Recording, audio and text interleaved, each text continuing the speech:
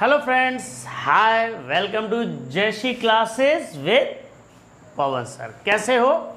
Hope so अच्छे होंगे, है ना। स्टार्ट करते हैं। देखा, आज कुछ बात करके चलते हैं। जैसे स्क्वायर को हमने पढ़ा हुआ है, स्क्वायर्स जानते हैं। 2 का स्क्वायर कितना होता है, 3 का स्क्वायर क्या होता है, इसका स्क्वायर क्या होता है, लेकिन उसमें कुछ टर्म्स कंडीशंस को हम पढ़ेंगे आज। यानी आज हम पढ़ने वाले हैं properties of perfect square. Properties of perfect square. अब परफेक्ट स्क्वायर की क्या क्या प्रॉपर्टीज होती हैं, जरा इस बात को समझते हैं। सबसे पहली प्रॉपर्टी है number ending 2, 3, 7, 8 is not a perfect square. वो कभी परफेक्ट स्क्वायर हो ही नहीं सकता। कौन कौन से नंबर है? 2, 3, 7, 8। ये कभी परफेक्ट स्क्वायर हो ही नहीं सकता अगर लास्ट में एक नंबर मिल गया। ये जैसे मान लो आपको 83, 3 लग गया, 72, 97, 128, कभी परफेक्ट स्क्वायर नहीं होंगे ये। तो जिन नंबरों के एंड में लास्ट डिजिट को चेक कीजिए, बस लास्ट डिजिट ये हो 2, 3, 7, 8, वो कभी भी परफेक्ट स्क्वायर नहीं होंगे।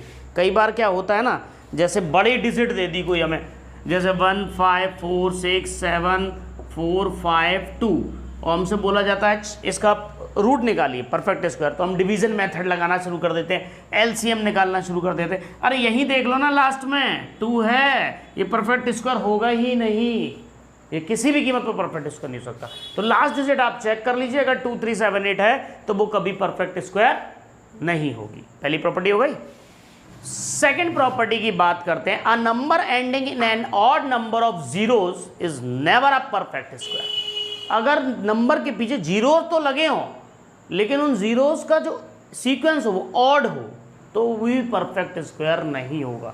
जैसे 1 के पीछे एक जीरो लगा दूं, एक जीरो ना, ये ऑड नंबर तो आप जानते हो 1, 3, 5, 7, 9। 1 के पीछे 3 जीरो लगा दूं, नहीं है। 1 के पीछे 5 जीरो लगा दो, नहीं है। 4 के पीछे 3 जीरो लगा दो।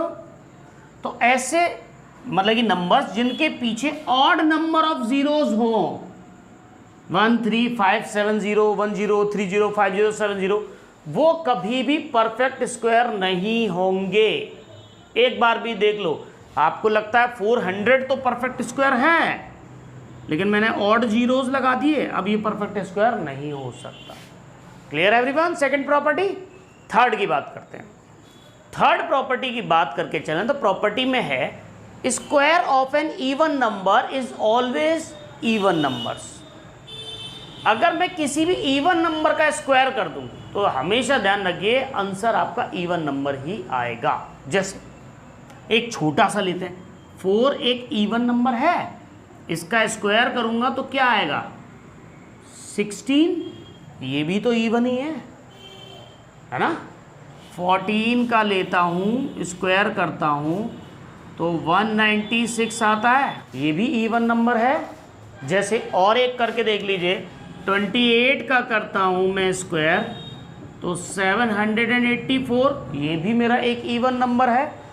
तो यानी कि मैं क्लियरली बोल सकता हूं कि अगर मैं इवन नंबर का स्क्वायर करूंगा तो जो नंबर वो मुझे मिलेगा वो भी इवन ही होगा। Clear? Third property. Fourth property की बात करें तो वो बिल्कुल सिमिलरली ऐसी है। अगर मैं ऑड नंबर का स्क्वायर करूंगा तो वो भी हमेशा ऑड ही मिलेगा। एग्जाम्पल समझते हैं। जैसे 3 का स्क्वायर कहिए, 3 एक ऑड नंबर है तो आंसर 9 आएगा, वो भी 9 भी मेरा ऑड है। और कोई बड़ा ले लीजिए, जैसे 13 का करता हूं तो 13 का स्क्वायर 169, 13 मेरा ऑड है तो 169 भी मेरा ऑड है, इसका स्क्वायर भी ऑड आ रहा है। जैसे मैं 15 का करता हूं स्क्वायर तो 15 का 225, 15 मेरा ऑड तो उसका स्क्वायर भी मेरा ऑड आएगा। तो अगर किसी भी नंबर जो इवन का स्क्वायर करेंगे तो आंसर आपका इवन ही आएगा, ऑड का स्क्वायर करेंगे तो आंसर आपका ऑड ही आएगा। क्लियर यहाँ तक? यहाँ तक आके आपकी 4 प्रॉपर्टी क्लियर हो गई, चारों अच्छे से समझ में आ गई होंगी। कोई डाउट हो तो पूछ लीजिएगा, ठीक है। फिफ्थ में देखिए, अगर फर्स्ट n नेचुरल नंबर्स हैं, उन n नेचुरल नंबर्स का अगर मैं सम करूं तो हमेशा ध्यान रखिए वो उसके स्क्वायर के बराबर होंगे। जैसे समझा देता हूं, 1 + 3 + 5 + 7 + 9, ये हैं कितने नंबर हैं? 1 2 3 4 5, ये 5 के स्क्वायर के बराबर होंगे, मतलब इनका टोटल हमेशा 25 ही बैठेगा। आप चेक कर लीजिए, 10 और 5 25। यानी कि अगर मैं सीक्वेंसली ऑड नंबर को, ऑड नेचुरल नंबर को ऐड करूं तो जितने ज़्यादा नंबर को मैं ऐड करूंगा उस नंबर के स्क्वायर के बराबर उनका टोटल होगा।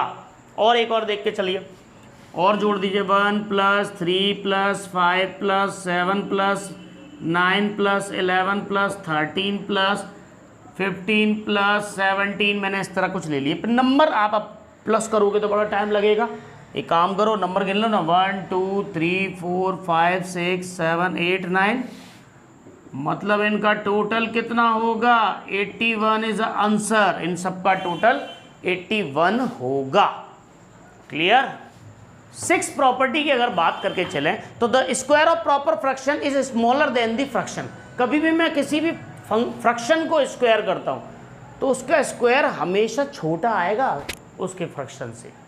जैसे अगर नंबर का स्क्वायर करो तो बड़ा आता है, 2 का स्क्वायर करो तो 4 आ रहा है, लेकिन अगर मैं फ्रैक्शन का स्क्वायर करूं तो कम आएगा। जैसे मान लो एक छोटा सा ही नंबर लेता हूं, 1/2 का स्क्वायर करता हूं, स्क्वायर करने पर नंबर बढ़ के आता है लेकिन फ्रैक्शन में कम आएगा। 1 का स्क्वायर 1 और 2 का स्क्वायर 4, 1/4 आया।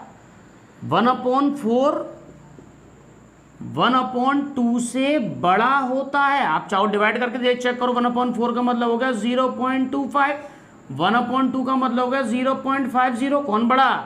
1/2 बड़ा। तो यानी कि किसी भी फ्रैक्शन का स्क्वायर करेंगे, हम किसी भी फ्रैक्शन का स्क्वायर करेंगे तो वो उसके ओरिजिनल नंबर से हमेशा छोटा आएगा। क्लियर है एवरीवन? एक और एग्जांपल लेते हैं, डेसिमल में भी ये चीज फॉलो करती है। 0.5 का स्क्वायर कर दूं मैं, 0.5 का स्क्वायर करूंगा तो आंसर आएगा 0.25। मतलब इन्होंने स्क्वायर करने के बाद जो डिजिट आती है वो आपकी ओरिजिनल नंबर से हमेशा छोटी आएगी। ठीक है, तो होप सो यहां तक आपको समझ में आया होगा। इसके बाद बात करते हैं नेक्स्ट 7th प्रॉपर्टी की। 7th प्रॉपर्टी है कि अगर मैं कभी नेचुरल नंबर के सीक्वेंस के डिफरेंस का स्क्वायर करूं तो आंसर उनके सम के बराबर होगा। जैसे n+1 का स्क्वायर -n² करूं तो आंसर क्या आना चाहिए? n+1 + n के बराबर होना चाहिए। अब एक एग्जांपल समझते हैं। n मान लो मैंने ले लिया 5 ले लिया, तो 5 + 1 6 का स्क्वायर -5 का स्क्वायर, n = कितना था? 5 ले लिया था। बेटा मैं इसे सोल्व करूं, इससे ज़्यादा बेटर है 6 + 5 कर दो, आंसर 11 आएगा इसका। चेक करें, 6 6 जा 36, 5 5 जा 25, 36 - 25 कितना हुआ? 11 ही तो हुआ। और वैसे भी एक और तरीका आइडेंटिटी a² - b², तो एक तो a + b 6 + 5 और a - b 6 - 5 यानी कि 1। 11 × 1 मतलब 11 ही आ रहा है। तो चाहे आइडेंटिटी से कर लीजिए चाहे आप नॉर्मल वेज में कर लीजिए, आंसर हमेशा इन दोनों के सम के बराबर होगा। एक और एग्जांपल समझ लेते हैं। जैसे मान लीजिए कुछ थोड़ा सा बड़ा ले लेते हैं, मान लीजिए 36 का स्क्वायर -35 का स्क्वायर। अब बेटा आइडेंटिटी लगाऊंगा तो a² b², बिना आइडेंटिटी करो तो 36 का स्क्वायर लिखोगे, 35 का स्क्वायर लिखोगे, दोनों को माइनस करोगे दो, तब जाके आंसर आएगा। सिंपल तरीका यही है, दोनों को प्लस कर दो, 36 + 35, आंसर इज 71। इन दोनों का डिफरेंस 71 होगा। क्लियर? तो होप सो आज स्क्वायर्स की ये सारी प्रॉपर्टी आपको अच्छे से समझ में आई होंगी। अगर कोई डाउट हो मुझे बता दीजिएगा, कमेंट सेक्शन नीचे ही है, ऐसी बात नहीं है। और पसंद आए तब भी कमेंट ज़रूर कीजिएगा और मेरी वीडियो को लाइक शेयर और सब्सक्राइब ज़रूर कीजिए। Thank you very much.